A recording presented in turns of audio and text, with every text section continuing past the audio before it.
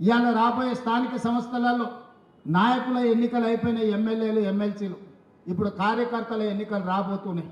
కార్యకర్తల ఎన్నికల్లో ఎవరైతే కష్టపడతారో, కార్యకర్తలను కష్టపడి ఎవరైతే గెలిపించుకుంటారో వాళ్ళు తిరిగి నాయకులుగా రాష్ట్ర స్థాయికి ఎదుగుతారు. అందుకే ఈరోజు పార్టీ నిర్మాణంలో భాగస్వాములు కావాలి. స్థానిక సంస్థల ఎన్నికల్లో పార్టీ కార్యకర్తలను గెలిపించుకోవాలి. అప్పుడే పార్టీ బలోపేతం అవుతుంది.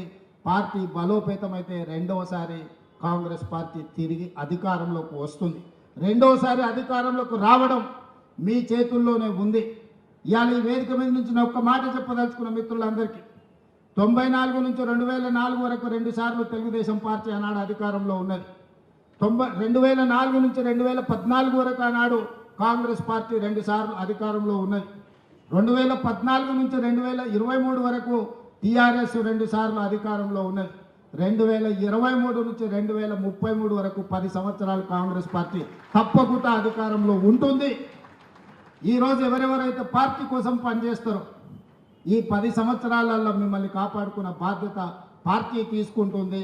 మీనాక్షి నటరాజన్ గారు తీసుకుంటారు.